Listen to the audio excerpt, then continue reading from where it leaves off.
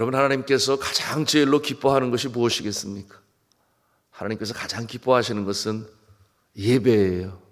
주의 이름을 높이며 찬송하며 나아가는 모습을 하나님이 제일 기뻐하십니다.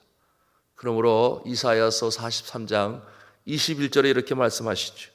이 백성은 내가 나를 위하여 지었나니 나를 찬송하게 하려 함이니라.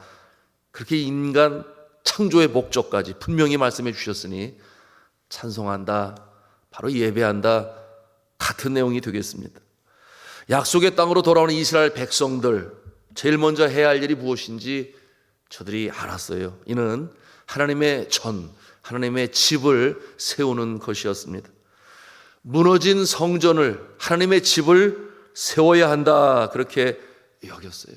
왜냐하면 이 하나님께 예배하기 위하여 이 하나님께서 제일 기뻐하시는 일이 바로 제사를 회복하는 일인데, 그와 같은 모습은 이 성전을 통하여 제사를 드릴 수 있었기 때문에 그와 같은 마음을 가졌습니다.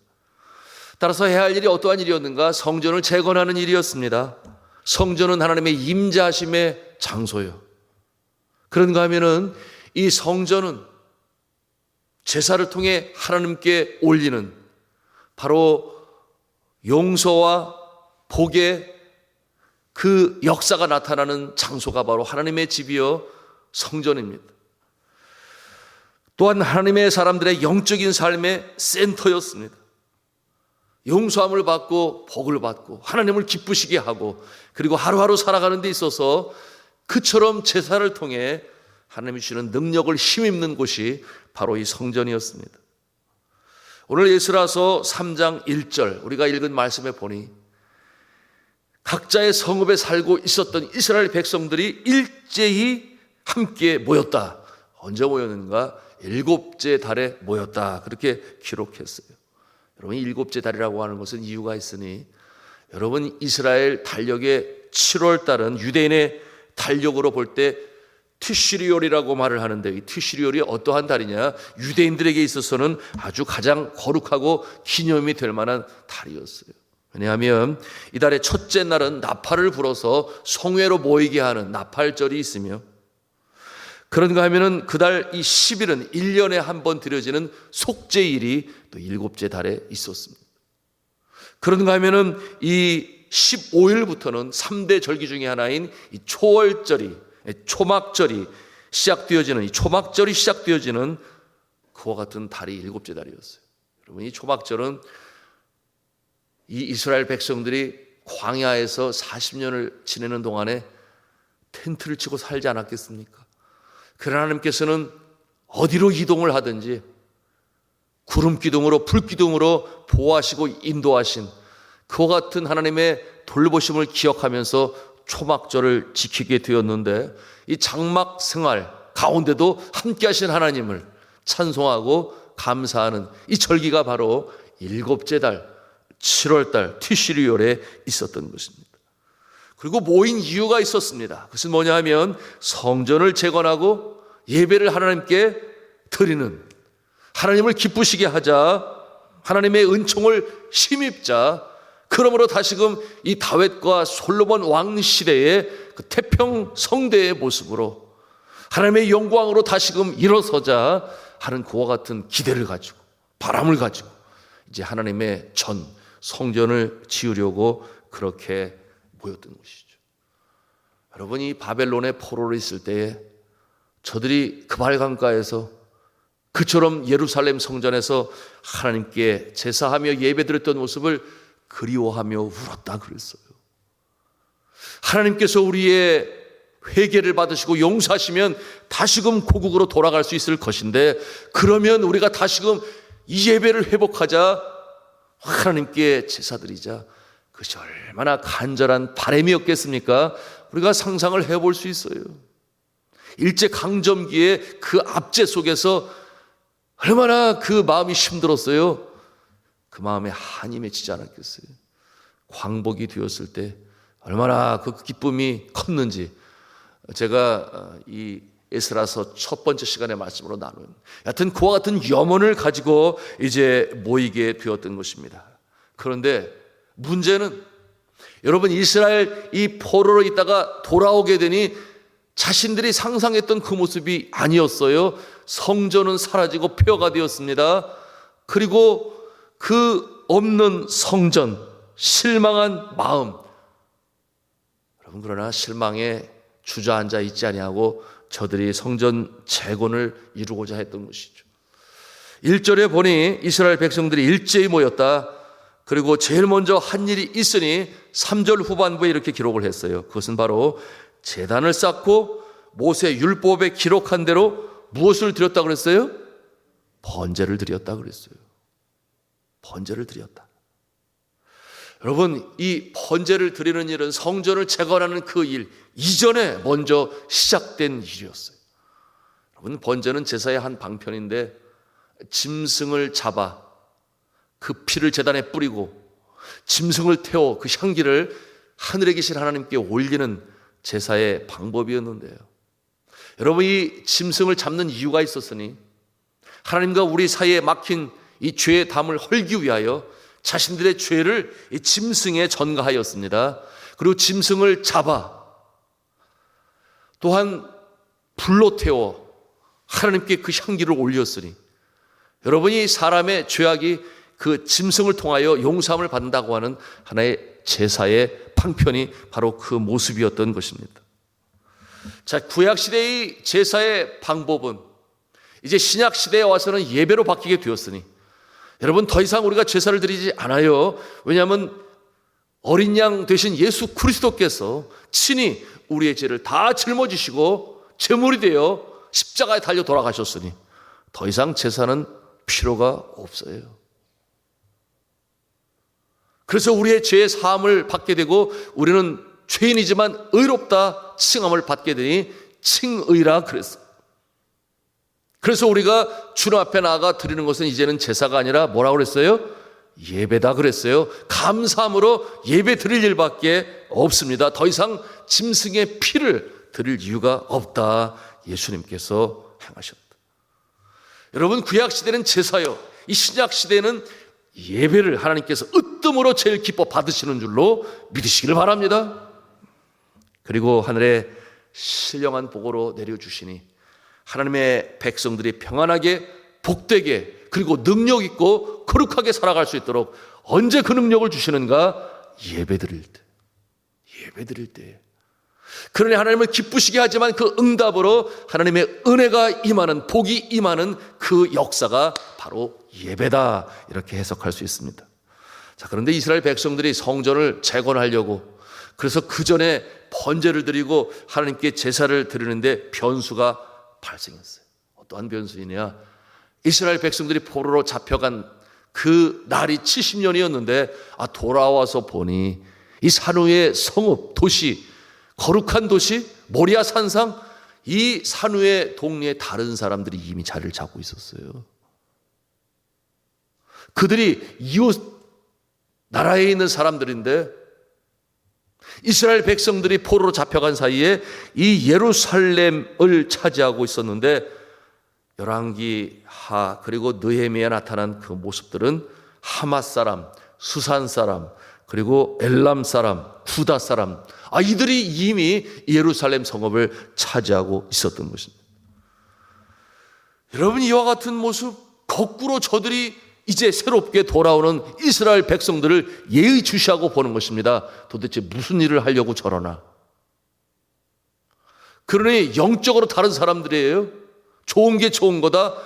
쉽게 섞일 수 없는 그 같은 존재예요. 다른 신을 섬기는 존재니 여차하면 전쟁도 불사할 그 같은 마음을 가지고 돌아온 이스라엘 백성들을 예의주시하고 있는 것입니다. 그 같은 모습을 바라볼 때에 이스라엘 백성들의 마음에 두려움이 임했다, 오늘 말씀하고 있어요. 왜 그렇겠습니까? 포로로 돌아올 때에 예측이나 했겠어요? 그렇다고 해서 포로로 돌아오는 자들이 전쟁을 하려고 병사들을 키울 겨를이나 있었겠습니까? 그렇다고 무기를 준비해서 가져왔겠습니까? 저들이 공격하면 당하고 마는 것이에요. 이와 같은 상황 가운데 번제를 드리고 제사를 드리고 성전 재건을 준비하지만 그 마음에 두려움이 임했다. 이와 같은 상황이 되었어요. 여러분 3절 말씀 우리 같이 읽기를 원합니다. 3절 말씀 같이 읽겠어요. 시작. 무리가 모든 나라 백성을 두려워하여 제단을 그 터에 세우고 그 위에서 아침 저녁으로 여호와께 번제를 드리며. 그들을 두려워하였습니다. 성전을 지어야 하는데, 큰 일을 이루어야 하는데 두려움의 존재가 곁에 있습니다. 전쟁을 하기에는 역부족입니다. 포로에서 들어온 지 얼마 안 되는 그들이 그럴 만한 여유도 없고 힘도 없고 능력도 없어요. 여러분, 그래서 무엇을 시작합니까? 제사를 드리는 거예요. 번제를 드리는 거예요.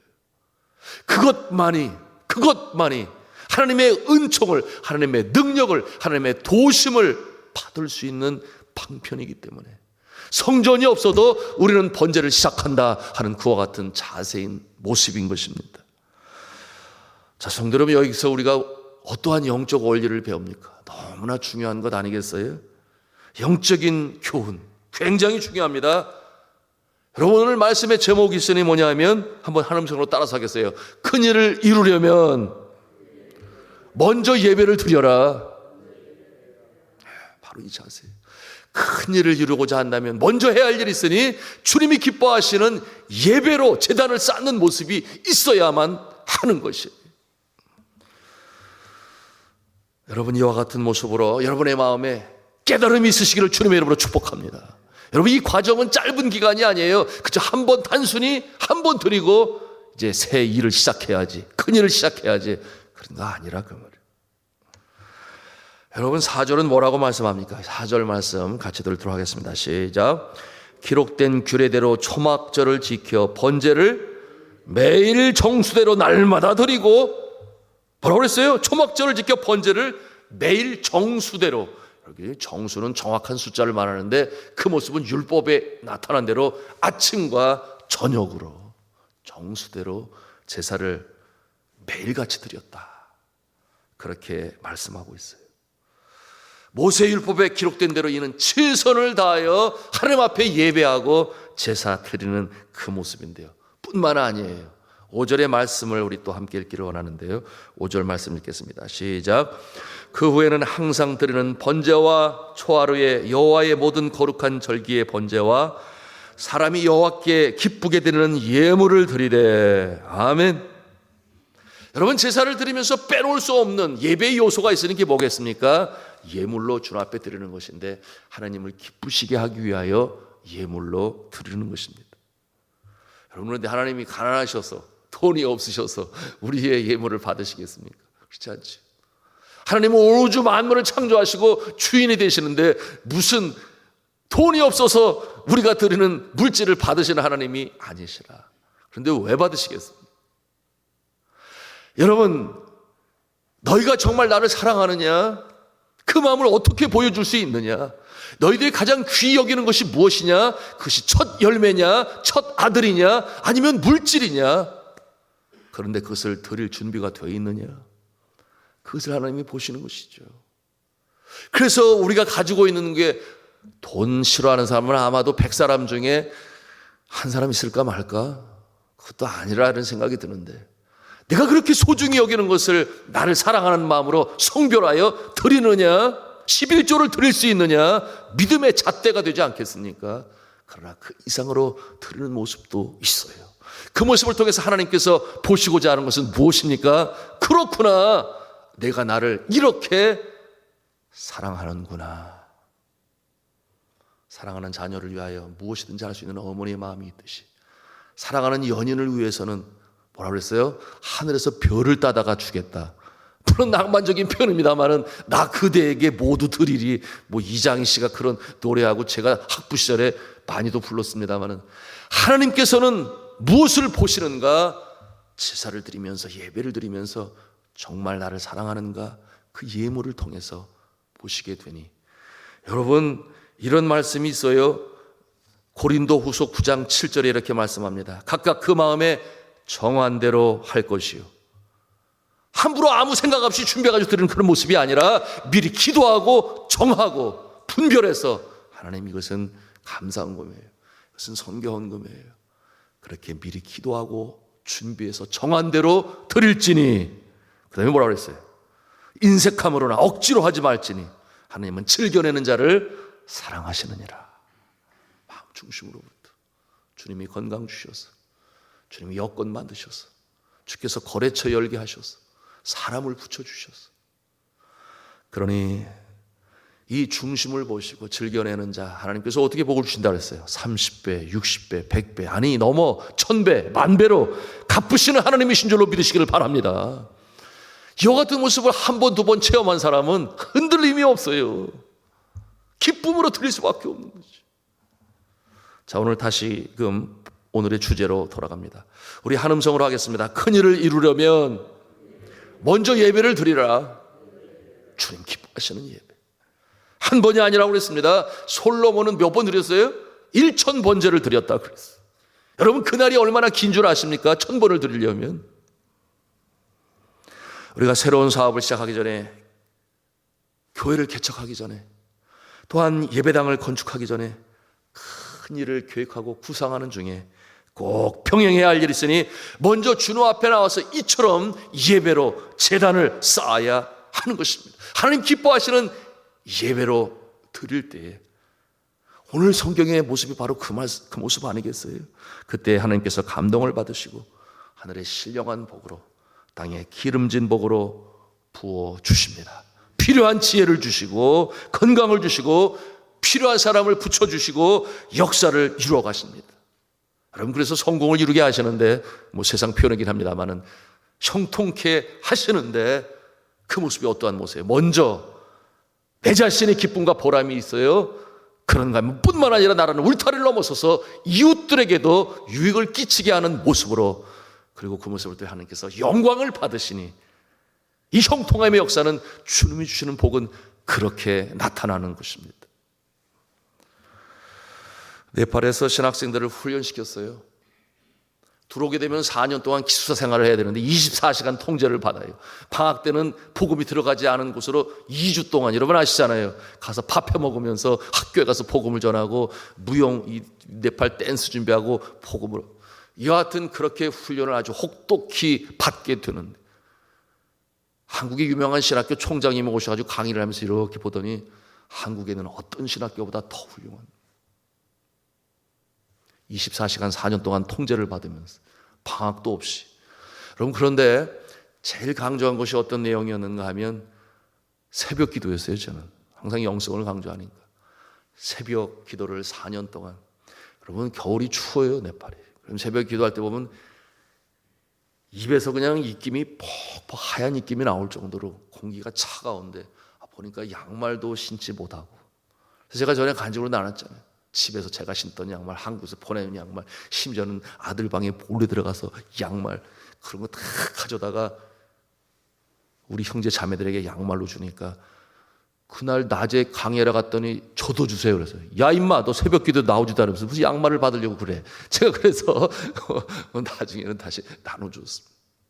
그렇게 새벽 기도로 하고 4년 훈련을 받고 졸업을 하면은 교회가 없는 지역으로 가서 교회 개척을 해야 되는, 연락이 왔어요. 선교사님, 이곳에 와서 전도를 하는데 아무도 들으려고 하지를 않아요. 그렇게 한 달이 지났어요. 여러분이 네팔이 힌두교 왕국 아니에요? 기독교의 퍼센티지는 너무나 낮고, 마을로 교회를 들어가면 그 마을의 촌장이 힌두교 사제예요. 명절 때 술 먹은 청년들이 교회 예배당 다 부숴버리고, 그래서 저희가 전략을 세웠으니 우리 신학교는 졸업을 하면 도시로 간다. 왜 그렇겠습니까? 도시는 다 같이 고향을 떠난 타양인으로서 나그네의 모습으로 처지가 비슷해요. 그러니 누구를 떠나라 말아 하지를 않아요. 그래서 도시로 가게 되는데요. 그래서 10대 도시를 거점으로 지금 교회를 세워나가고 있습니다. 이와 같은 복음을 전해도 안 듣고 안 나온다 그 말이에요. 그래서 제가 뭐라 그랬냐면, 기도해, 새벽에 기도해, 혼자 기도해. 그래도 하나님이 함께 하시고 예수님이 이름으로 성령님이 도우시는 거야. 혼자라고 생각하지 말고 새벽을 깨워서 기도해. 그것이 훈련받은 모습 아니냐. 그리고 아내도 함께 기도하면 더 좋고. 왜? 큰 일을 위하여 먼저 해야 할 일이 있으니 주님 앞에 먼저 시간을 드려라. 기도로 드리고 찬송으로 드리고 예배로 드리고. 그 잊으면 안 돼. 그래서 그렇게 조언을 주었어요. 그리고 제가 신실히 지키는 가운데 2달이 지나고 3달이 지나고 4달이 지나고 6달이 지나서 홈커밍 데이라고 저희 설립 기념일에 동문들을 다 불러요. 그래서 잔치하고 어떻게 하나님이 역사하는지 보고받고 그리고 찬송하고 예배하고 6개월 만에 오게 되었는데 제가 간증을 하는데 모두가 감동을 받았어요. 성령이 심령마다 역사하심을 느끼게 되었는데 그렇게 새벽으로 제단을 쌓은 후 2달이 지나면서부터 복음을 전하는데 귀 기울여 듣기 시작하고 할렐루야 아니에요?